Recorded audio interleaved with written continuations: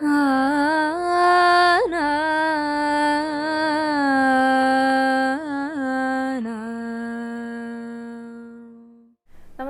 Guruvayur devotees ഓൺലൈനിലേക്ക് ഏവർക്കും സ്വാഗതം.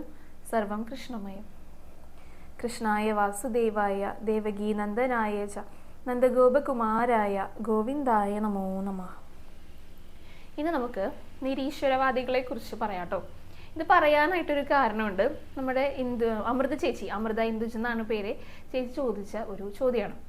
ഇപ്പോൾ നമ്മുടെ വീടുകളിൽ ഉണ്ടായിരിക്കാം നിരീശ്വരവാദികളായിട്ടുള്ളവരുണ്ടായിരിക്കാം. അങ്ങനെ ഭഗവാനിൽ വിശ്വസിക്കാത്തവർക്ക് ഏതെങ്കിലും തരത്തിലുള്ള നല്ല അനുഭവങ്ങൾ ഭഗവാൻ നൽകുകയാണെങ്കിൽ അവർ ഭഗവാനോട് അടുക്കുമോ എന്നാണ് ചോദിച്ചിരിക്കുന്നത്. തീർച്ചയായിട്ടും നല്ലൊരു ചോദ്യമാണ് കേട്ടോ. ഇതേ കാര്യങ്ങൾ മനസ്സിൽ കൊണ്ട് നടക്കുന്നവരുണ്ടായിരിക്കും. ഇപ്പോൾ ഒരു കുടുംബത്തിൽ തന്നെ പലതരത്തിലുള്ള ആൾക്കാരുണ്ട്. ഇപ്പോൾ ഭഗവാനെ സ്നേഹിക്കുന്നവര്, പൂജിക്കുന്നവര്, ആരാധിക്കുന്നവര്, ക്ഷേത്രങ്ങളിലൊക്കെ പോകുന്നവരുണ്ട്. ഇതൊന്നും ഞങ്ങളോടേ അല്ല എന്നുള്ള ഭാവത്തിൽ പിന്തിരിഞ്ഞ് നടക്കുന്നവരുണ്ട്. അപ്പോൾ ചിലപ്പോഴും അമ്മമാരൊക്കെയാണ് കൂടുതലും ഭഗവാനോട് അടുത്ത് നിൽക്കുന്നുണ്ടായിരിക്കുക. ചിലപ്പോൾ മക്കളോ അല്ലെങ്കിൽ അവരുടെ ഭർത്താക്കന്മാരോ അങ്ങനെ ആരെങ്കിലും ഒക്കെ ആയിരിക്കും ഈ പിന്തിരിഞ്ഞ് നിൽക്കുന്നവരിൽ ഉണ്ടായിരിക്കാം. അപ്പോൾ സ്വാഭാവികമായിട്ടും ഇവർക്കൊരു ചിന്ത വരും, അവരൊന്നും എൻ്റെ കൂടെ അമ്പലത്തിലേക്ക് വന്നിരുന്നെങ്കിൽ എന്നൊക്കെ ആലോചിക്കുന്നവരുണ്ടായിരിക്കും. അപ്പോൾ ഈ നിരീശ്വരവാദികൾ എന്നൊക്കെയാണ് നമ്മൾ അവരെ പൊതുവേ പറയാം. അതായത് ഭഗവാൻ അല്ലെങ്കിൽ ഈശ്വരൻ അങ്ങനെയുള്ള ഒരു അമാനുഷിക ശക്തി ഇല്ല എന്ന് പറയുന്നവരായിരിക്കും. അപ്പോൾ അവരെന്തെങ്കിലും കാര്യങ്ങൾ വിശ്വസിക്കണമെങ്കിൽ അതിന് ശാസ്ത്രീയമായിട്ടുള്ള എന്തെങ്കിലും അടിത്തറ ഉണ്ടാവണം, തെളിവ് വേണം, എങ്കിൽ മാത്രമേ അവരത് വിശ്വസിക്കുള്ളൂ. അപ്പോൾ അങ്ങനെയുള്ളവരൊക്കെയാണ് നമ്മൾ നിരീശ്വരവാദികൾ എന്നൊക്കെ വിളിക്കുക. അപ്പോൾ ഇങ്ങനെയുള്ളവർക്ക് ഈശ്വരവിശ്വാസം വരാനായിട്ട് എന്താണ് ചെയ്യേണ്ടത് എന്ന് പലരും ചോദിക്കാറുണ്ട് കേട്ടോ. അപ്പം അങ്ങനെയുള്ള ചോദ്യങ്ങൾ നമ്മുടെ മനസ്സിലൊക്കെ ഇങ്ങനെ കിടന്നിട്ട് ഇങ്ങനെ നീറിപ്പോകുകയെന്നും ഒക്കെ ഉണ്ടായിരിക്കും. അപ്പം അതേക്കുറിച്ചൊക്കെയാണ് നമ്മൾ ഇന്ന് പറയാനായിട്ട് പോകുന്നത്. യഥാർത്ഥത്തിൽ നിരീശ്വരവാദം എന്ന് പറഞ്ഞു കഴിഞ്ഞാൽ എന്താണ് അവരുടെ ആ മനസ്സിലുള്ള വികാരങ്ങളൊക്കെ ഉണ്ടായിരിക്കാം. എങ്ങനെയൊക്കെയാണ് ചിലപ്പോൾ നമ്മൾ എന്തെങ്കിലും ശ്രമിച്ചു കഴിഞ്ഞാൽ അവരെന്നെ മാറ്റാനായിട്ട് സാധിക്കുമോ, അതായത് ഭഗവാനിലേക്ക് അല്ലെങ്കിൽ ഭഗവാന്റെ ആ ഒരു വിശ്വാസത്തിലേക്കൊക്കെ കൊണ്ടുവരാനായിട്ട് സാധിക്കുമോ, അതിനെക്കുറിച്ചൊക്കെയാണ് നമ്മൾ ഇന്ന് പറയാനായിട്ട് പോകുന്നത് കേട്ടോ. അപ്പോൾ വീഡിയോ എല്ലാവരും മുഴുവനായിട്ട് കാണാൻ ശ്രമിക്കുക. നമുക്ക് ആദ്യം തന്നെ അലങ്കാരം പറയണ്ടേ, ഗുരുവായൂരപ്പൻ്റെ അലങ്കാരം പറഞ്ഞുകൊണ്ട് തുടങ്ങാം. ഇന്നലെ സോപാനം തൊഴിലായിരുന്നു കേട്ടോ. കുറച്ച് ദിവസങ്ങൾക്ക് ശേഷമാണ് സോപാനം തൊഴിലൊക്കെ കിട്ടിയത്. അപ്പോൾ നല്ല സന്തോഷം തോന്നിയിട്ടുണ്ടായിരുന്നു. ഞങ്ങൾ കയറുന്ന സമയത്ത് താരതമ്യേന തിരക്ക് കുറവായതുകൊണ്ടാണ് സോപാനം തൊഴിൽ കിട്ടിയത് കേട്ടോ. അപ്പോൾ ഭഗവാനെ കുറച്ച് അടുത്ത് നിന്ന് കാണാനായിട്ടും സാധിച്ചു. അതിൻ്റെ ഒരു സന്തോഷം കൂടി ഉണ്ടായിരുന്നു. ഇന്നലത്തെ ഭഗവാന്റെ അലങ്കാരം കാളിയമർദ്ദനായിരുന്നു. കാളിയൻ്റെ ആ ഭണത്തിന് മുകളിൽ ഇങ്ങനെ ചവിട്ടി നിന്നുകൊണ്ട് ഓടക്കുഴൽ ഊതണമൊന്നും ഉണ്ടായിരുന്നില്ല. ആരൊക്കെയോ എത്താനായിട്ടുണ്ട് ഭഗവാനെ കാണാനായിട്ട്. അപ്പോൾ എല്ലാവരും എത്തിക്കഴിഞ്ഞിട്ട് ഓടക്കുഴൽ ഊതാം എന്നുള്ള രീതിയിൽ ആ പൊന്നോടക്കുഴലിൽ നെഞ്ചോട് ചേർത്ത് പിടിച്ചിട്ടുണ്ട് കേട്ടോ. ഇടത്തെ കയ്യിൽ കാളിയൻ്റെ വാലുമാണ് പിടിച്ചിരിക്കുന്നത്. അങ്ങനെ നല്ല സന്തോഷവാനായിട്ട് കാളിയൻ്റെ ഭണത്തിന് മുകളിൽ കയറി നിൽക്കുന്ന രൂപത്തിലായിരുന്നു ഇന്നലത്തെ ഗുരുവായൂരപ്പൻ്റെ അലങ്കാരം ഉണ്ടായിരുന്നത്. 2 ഇരുമുടിമാല ഉണ്ടായിരുന്നു. 2 ഒരേപോലത്തെ ആയിരുന്നു കേട്ടോ. 3 നിറങ്ങളുണ്ട്. അതായത് തെച്ചിയുണ്ട്, തുളസിയുണ്ട്, നന്ദിയാർവട്ടമുണ്ട്. ഒരേപോലെയുള്ള 2 തിരുമുടിമാലകൾ. പിന്നെ 2 ഉണ്ടമാലയുണ്ട്. അതിലെ ഭഗവാന്റെ ദേഹത്തോട് ചേർന്ന് കിടക്കുന്നതിലെ ചുവന്ന, അതായത് തെച്ചിയുണ്ട്, പിന്നെ തുളസിയുണ്ട്. അതിങ്ങനെ മാറി മാറി കോർത്തിരിക്കുകയാണ്. പിന്നെ ഒരു ഉണ്ടമാലയിൽ ഇതേപോലെ തന്നെ തെച്ചിയുണ്ട്, നന്ദിയാർവട്ടമാണ്. പക്ഷെ അതിൻ്റെ തുടക്കത്തിലും ആ ഏറ്റവും അവസാന ഭാഗത്തും കുറച്ച് തുളസിയും കൂടെ കോർത്തിട്ടുണ്ട് കേട്ടോ. അതിന് നടുക്കാണ് ഭഗവാൻ കാളിയൻ്റെ ആ ഭണത്തിന് മുകളിൽ കയറിയിട്ട് നിൽക്കുന്നുണ്ടായിരുന്നത്. ഭഗവാൻ നല്ല ഭംഗിയിൽ ഒരുക്കിയിട്ടുണ്ട് കേട്ടോ. നെറ്റിയിൽ ഗോപി തിലകൊക്കെ വെച്ചിട്ടുണ്ട്. പിന്നെ വലിയ കാതുപൂക്കളുണ്ട്. നന്നായിട്ട് പുഞ്ചിരിച്ചുകൊണ്ടാണ് നമ്മുടെ ഭഗവാൻ നിൽക്കുന്നുണ്ടായിരുന്നത്. 3 മാലകൾ ഇട്ടിട്ടുണ്ട് കഴുത്തിൽ. പിന്നെ കൈകളിലും 2 കൈകളിലും ആയിട്ട് കൈവളകളും തോൾവളകളും ഒക്കെ അണിഞ്ഞിട്ട് ഇടത്തെ കൈ കൊണ്ട് വാല് പിടിച്ചിരിക്കുകയാണ് കാളിയൻ്റെ. വലത്തെ കൈയിലാകട്ടെ പൊന്നോടക്കുള്ളിൽ പിടിച്ചിരിക്കുകയാണ്. നെഞ്ചോട് ഇങ്ങനെ ചേർത്ത് പിടിച്ചിരിക്കുകയാണ് കേട്ടോ. അരയിലേക്ക് ഇങ്ങനെയൊക്കെ കെട്ടിയിട്ട് പട്ടുകോണമൊക്കെ കൊടുത്തിട്ട് പിന്നെ കുഞ്ഞിക്കാലുകളിൽ തളകളും ചേർത്തിയിട്ടുണ്ട്. കാളിയനെ ഇങ്ങനെ ആ ഭാണ്ണമൊക്കെ ഇങ്ങനെ വിടർത്തിയിട്ടാണ് നിൽക്കുന്നത്. ചെറിയൊരു കാളിയനാണ് കേട്ടോ. ഒരു കുഞ്ഞു രൂപത്തിലാണ് ചേർത്തിരിക്കുന്നത്. ഭഗവാൻ പക്ഷെ നല്ല വലിപ്പത്തിൽ ഇങ്ങനെ കാണുന്നുണ്ടായിരുന്നു. അങ്ങനെ നല്ല തിളക്കത്തോട് കൂടിയിട്ടുള്ള ഒരു അലങ്കാരമായിരുന്നു. ഒരു മനോഹരമായിട്ട് ചാർത്തിയിട്ടുണ്ട്. അപ്പോൾ കാളിയമർദ്ദനം വരുന്ന സമയത്ത് എപ്പോഴും പറയുന്ന കാര്യങ്ങൾ തന്നെയാണ് കേട്ടോ പറയാനുള്ളത്. നമ്മുടെ മനസ്സിൽ എന്തെങ്കിലും തരത്തിലുള്ള അഹം എന്നുള്ള ഒരു ഭാവം ഉണ്ടല്ലോ, അതങ്ങോട്ട് ഇല്ലാതായി കിട്ടണം. നമുക്ക് തോന്നും നമ്മളാണ് വലിയവൻ എന്നുള്ളത്. അതുകൊണ്ടാണ് മറ്റുള്ളവരുടെ അടുത്ത് നമ്മൾ മോശം രീതിയിൽ പെരുമാറും. ഇപ്പോൾ ആരെങ്കിലും നമ്മുടെ മുന്നിൽ കൂടെ വരുമ്പോൾ ചിലപ്പോൾ മുഖം തരാതെയൊക്കെ കടന്നു പോകുന്ന കാണാം. അങ്ങനെയുള്ള നിരവധി പേരുണ്ട്. എന്തുകൊണ്ട് അവരുടെ മനസ്സിൽ അങ്ങനെ തോന്നിപ്പിക്കുന്നത്? അവരാണ് ഏറ്റവും വലിയവൻ എന്നുള്ള ഒരു ചിന്ത അവരുടെ മനസ്സിലുള്ളത് കൊണ്ട് മാത്രമാണ് അങ്ങനെ തോന്നിപ്പിക്കുന്നത്. അല്ലാത്തവർ ഒരിക്കലും അങ്ങനെ ചെയ്യില്ല. എല്ലാവരുടെ അടുത്തും സൗമ്യമായിട്ടേ പെരുമാറുള്ളൂ. ഒന്ന് താഴേക്ക് നിന്നിട്ടേ പെരുമാറുള്ളൂ.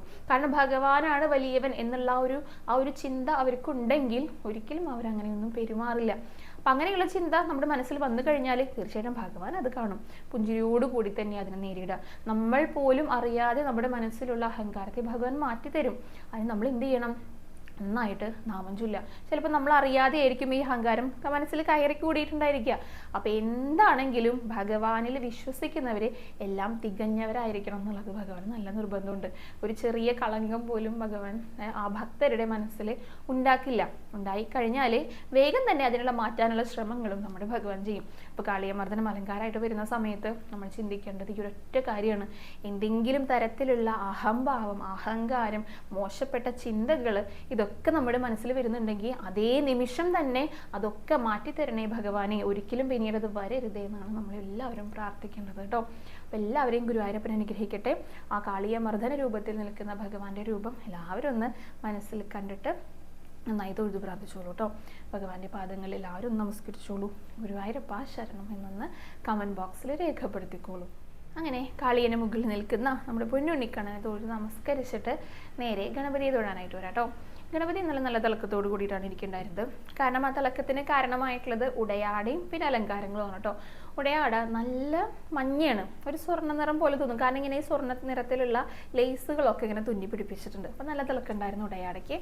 പിന്നെ ഒരു കാശുമാല ഇട്ടിരിക്കുന്നത്, കഴിഞ്ഞ ദിവസവും കാശുമാല ഉണ്ടായിരുന്നു കേട്ടോ. അത് നന്നായിട്ട് ഇങ്ങനെ കഴുത്തിനോട് ചേർന്നിട്ട് അണിയിച്ചു കൊടുത്തിട്ടുണ്ട്.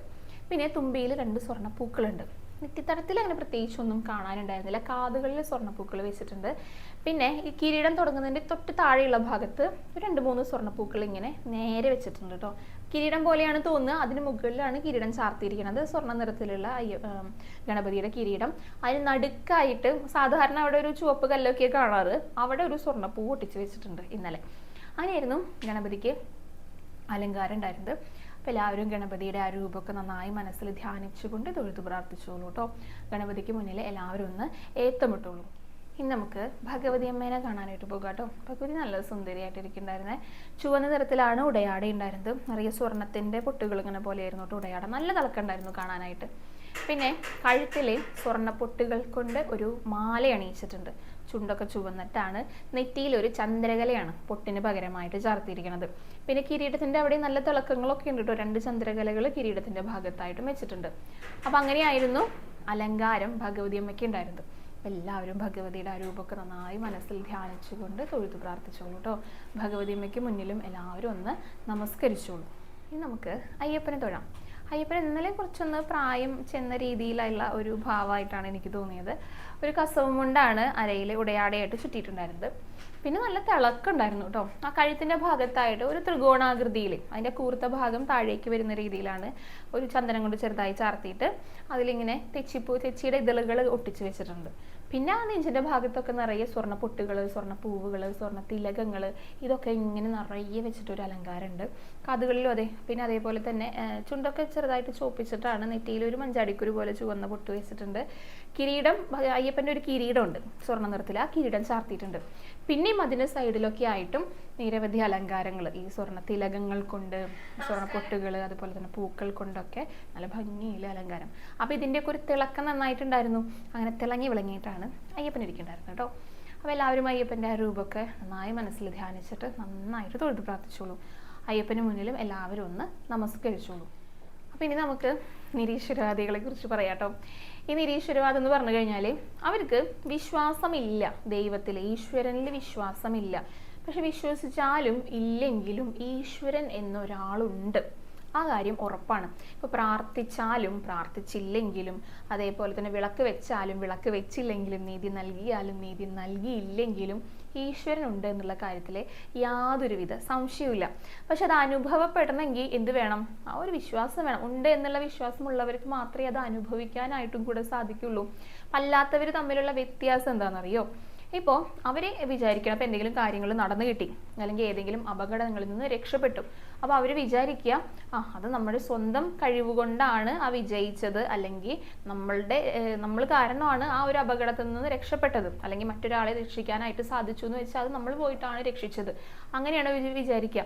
പക്ഷെ ഭഗവാനെ ആരാധിക്കുന്നവർ, വിശ്വാസികൾ എന്താ വിചാരിക്കുക? ഓ ഈ കാര്യം നടന്നു കഴിഞ്ഞല്ലോ, ഭഗവാന് നന്ദി, അല്ലെങ്കിൽ ഗുരുവായൂരപ്പാ നീ ഞങ്ങളെ രക്ഷിച്ചു കേട്ടോ, അങ്ങനെയാണ് പറയുക. അതാണ് ഈ രണ്ടുപേരും തമ്മിലുള്ള ഒരു പ്രധാനപ്പെട്ട വ്യത്യാസം. എല്ലാത്തിൻ്റെയും ക്രെഡിറ്റ് എന്ന് പറയുന്ന സംഭവം ഉണ്ടല്ലോ, അത് ഭഗവാന് കൊടുക്കും വിശ്വാസികൾ, അല്ലാത്തവർ സ്വയം അത് എടുക്കും. പക്ഷേ ഇതെല്ലാം ചെയ്യുന്നത് ഭഗവാൻ തന്നെയാണ്. ഭഗവാൻ അറിയാം, രക്ഷിക്കാനും അറിയാം, ശിക്ഷിക്കാനും അറിയാം, അതെല്ലാം കൃത്യമായിട്ട് ചെയ്യുന്നുണ്ട്. പക്ഷെ അത് മനസ്സിലാക്കുന്നില്ല എന്ന് മാത്രം. പലരും വിചാരിക്കുന്നത് നമ്മൾ കാരണമാണ് മറ്റുള്ളവർ രക്ഷപ്പെട്ടതെന്നൊക്കെയല്ലേ. നമ്മളെ ഭഗവാൻ ഒരു ചട്ടുകമായിട്ടാണ്, നമ്മളൊക്കെ ചട്ടുകങ്ങളാണെന്നാണ് പറയുക. അതായത് ഭഗവാന്റെ കയ്യിലുള്ള ചട്ടുകങ്ങളാണ്. അപ്പൊ നമ്മളെ വെച്ചിട്ട് ഭഗവാൻ ഒരാളെ രക്ഷിക്കണു, അത്രയേ ഉള്ളൂ. അത് ചെയ്യുന്നത് ഭഗവാനാണ്. പക്ഷെ എല്ലാവരും വിചാരിക്കണത് നമ്മളാണ് രക്ഷിച്ചത്, അങ്ങനെ വിചാരിക്കുക. ഒരിക്കലും അങ്ങനെ വിചാരിക്കാനായിട്ട് പാടില്ല എന്ന് വേണം പറയാനായിട്ട്. എല്ലാത്തിൻ്റെയും ക്രെഡിറ്റ് അത് ഗുരുവായൂരപ്പനുള്ളതാണ്. ഗുരുവായൂരപ്പനാണ് എല്ലാത്തിൻ്റെയും എന്താ പറയുക, എല്ലാത്തിൻ്റെയും ആധാരമായിട്ടുള്ള, എല്ലാത്തിൻ്റെയും മുകളിൽ നിൽക്കുന്നത്. അപ്പോൾ ഈ ചട്ടുകങ്ങളുടെ കാര്യം പറഞ്ഞപ്പോഴേ ഒരു കഥ കൂടെ ഇതിനോട് ചേർത്ത് പറയാം കേട്ടോ. ഈ ചട്ടുകം വലിയ, ഇപ്പോൾ പായസമൊക്കെ ഉണ്ടാക്കിയില്ലേ, ഇപ്പോൾ 4 കാതൊക്കെയുള്ള വലിയ ആ കുട്ടകം, അതിലൊക്കെ ഈ പായസം ഉണ്ടാക്കും. അപ്പോൾ ഗുരുവായൂർ അമ്പലത്തിലൊക്കെ വരുന്ന സമയത്ത് കാണാം കേട്ടോ, ആ പായസം അവിടെ ഇങ്ങനെ നല്ല നിറയെ വിറകൊക്കെ വെച്ചിട്ട് ആ പായസമൊക്കെ അവിടെ ഉണ്ടാക്കുന്നുണ്ടായിരിക്കും. ഇങ്ങനെ ഗുരുവായൂർ ക്ഷേത്രത്തിലെ കാര്യം പറയണത് ഈ ഭാഗവതം മുഴുവൻ പ്രത്യക്ഷമാണെന്ന് പറയും ഗുരുവായൂർ ക്ഷേത്രത്തിൽ. അതുകൊണ്ടാണ് അത് പറയണത് കേട്ടോ. അപ്പോൾ പല ക്ഷേത്രങ്ങളിലും കാണാൻ സാധിക്കുന്ന കാര്യമാണ്. ക്ഷേത്രങ്ങളിൽ മാത്രമല്ല, സദ്യ ഉണ്ടാക്കുന്ന എവിടെയും കാണാൻ സാധിക്കും. ഇപ്പോൾ പായസം ഉണ്ടാക്കുന്ന കാര്യമെന്ന് വിചാരിക്കാം. അപ്പോൾ വലിയ ആ ഒരു 4 കാതുള്ളതിലാണ് പായസം ഉണ്ടാക്കണത്. ഇത് ഇളക്കാനായിട്ട് നല്ല നീളത്തിലുള്ള ഒരു ചട്ടുകം ഉണ്ടായിരിക്കും. അതും പലരും കണ്ടിട്ടുണ്ടായിരിക്കും. ഈ പാചകം ചെയ്യുന്ന ആ ആളുടെ അതേ വലുപ്പത്തിൽ തന്നെയായിരിക്കും ചട്ടുകം ഉണ്ടായിരിക്കുക. അപ്പോൾ ഇതെടുത്തിട്ടാണ് നന്നായിട്ട് ഇളക്കുക. അതിലിളക്കി പായസം, പാലും പഞ്ചസാരയും ഒക്കെ ഇട്ടിട്ട് പായസമൊക്കെ നല്ല രുചിയായിട്ട് ഉണ്ടാക്കിയിട്ട് നമ്മളത് കഴിച്ചു. നല്ല സ്വാദുണ്ട്. അപ്പം നമ്മൾ വേഗം പോയിട്ട് പറയാണ്, ഹലോ ചട്ടുകമേ, നീ നന്നായിട്ട് പായസം ഉണ്ടാക്കിയിട്ടുണ്ട് കേട്ടോ, നല്ല സ്വാദുണ്ട്.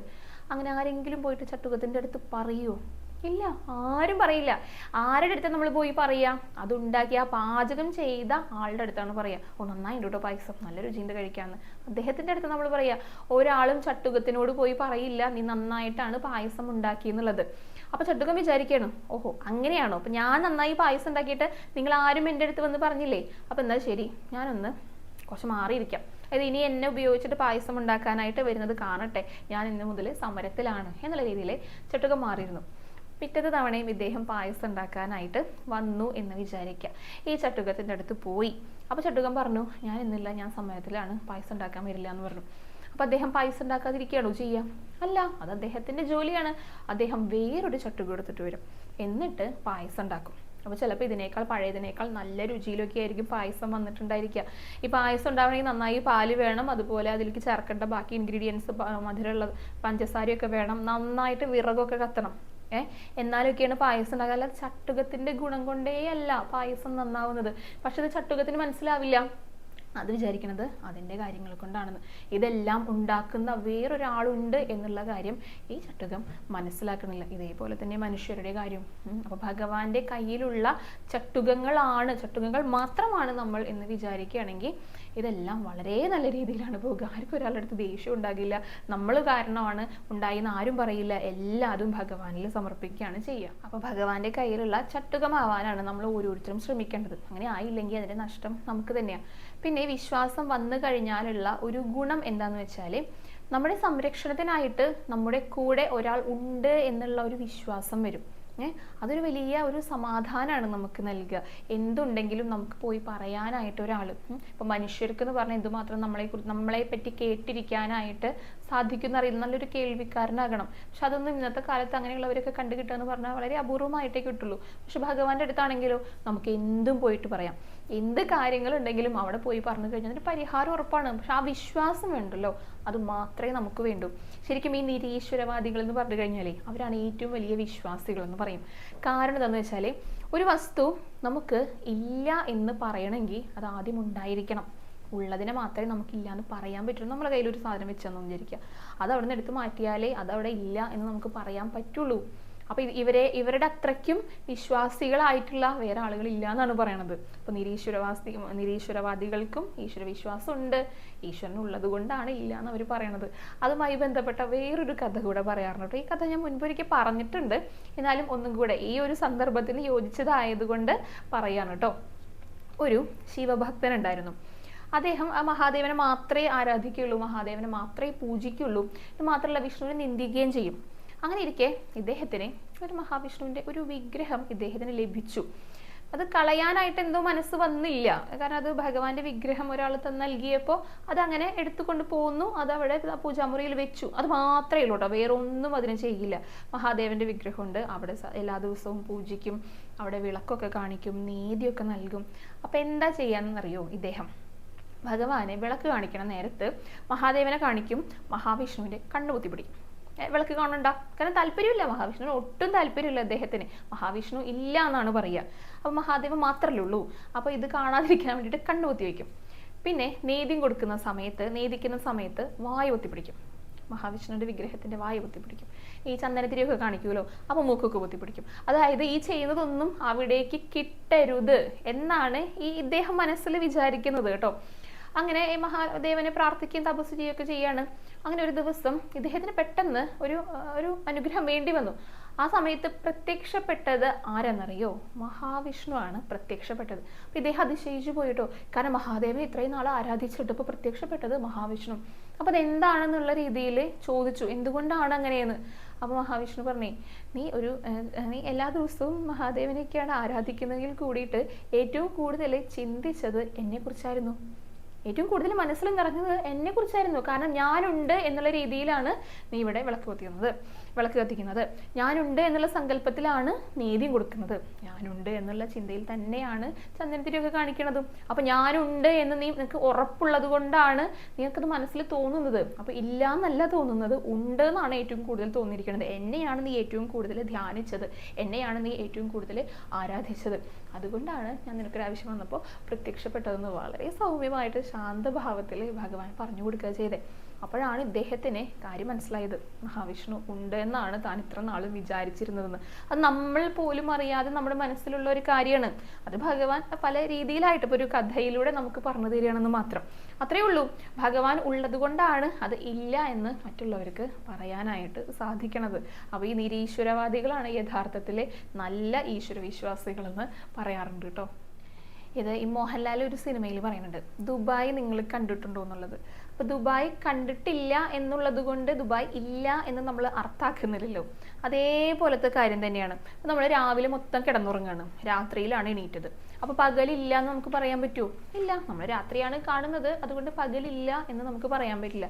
നേരെ തിരിച്ചും രാത്രി നമ്മൾ കിടന്നുറങ്ങണു, അപ്പോൾ രാത്രി ഇല്ല എന്ന് നമുക്ക് പറയാൻ പറ്റില്ല. നമ്മളത് കാണുന്നില്ല എന്നേ ഉള്ളൂ, നമ്മൾ പകൽ മാത്രമേ കാണുന്നുള്ളൂ. അപ്പോൾ മഴയുടെ കാര്യങ്ങളും അങ്ങനെ പറയാറുണ്ട് കേട്ടോ. അപ്പോൾ മഴയുണ്ടോ എന്ന് ചോദിച്ചു കഴിഞ്ഞാൽ മഴയില്ല എന്ന് നമ്മൾ എപ്പോഴാണ് പറയുക? മഴ പെയ്യുന്നില്ലെങ്കിൽ മഴ ഇല്ല എന്ന് പറയും. അല്ലാതെ മഴ എന്നുള്ള പ്രതിഭാസമേ ഇല്ല എന്ന് നമുക്ക് പറയാൻ പറ്റുമോ? ഇല്ല. പെയ്യുന്നുണ്ടെങ്കിൽ ഉണ്ടെന്ന് പറയും, പെയ്യുന്നില്ലെങ്കിൽ ഇല്ല എന്ന് പറയും. പക്ഷെ മഴയില്ല എന്ന് ആർക്കും പറയാൻ പറ്റില്ല. ഇതേപോലത്തെ അവസ്ഥയാണ്. നമുക്ക് അനുഭവത്തിലുണ്ടെങ്കിലേ നമ്മളത് ഉണ്ടെന്ന് പറയുള്ളൂ. അപ്പോൾ ആ അനുഭവത്തിൽ വരണമെങ്കിൽ ഈ പറഞ്ഞ പോലെ ഈശ്വരവിശ്വാസികൾ ആകണം. ഇനി അത് ആക്കാനായിട്ട് നമുക്ക് എന്തെങ്കിലുമൊക്കെ ചെയ്യാൻ പറ്റുമോ എന്നുള്ളതാണ്. ഇതിനൊന്നിനും നമ്മൾ ഒരിക്കലും നിർബന്ധിക്കരുത് ആരെയും. ഓരോരുത്തരുടെയും മനസ്സിലുള്ള കാര്യങ്ങളാണ് കേട്ടോ. പിന്നെ നമ്മുടെ ഭാഗത്ത് നിന്ന് മറ്റുള്ളവരെ ബുദ്ധിമുട്ടിക്കാത്ത രീതിയിൽ എന്തൊക്കെ ചെയ്യാൻ ചോദിച്ചു കഴിഞ്ഞാൽ നാമം ചൊല്ലാം, ഭഗവാന്റെ കഥകൾ വായിക്കുക, ഭാഗവതമൊക്കെ വായിക്കുക. അപ്പോൾ ചിലപ്പോൾ അത് വീട്ടിലുള്ളവരാണെങ്കിൽ അവരത് അറിയാതെ കേൾക്കുന്നുണ്ടായിരിക്കും, അവർ പോലും അറിയാതെ ചിലപ്പോൾ അത് കേൾക്കും.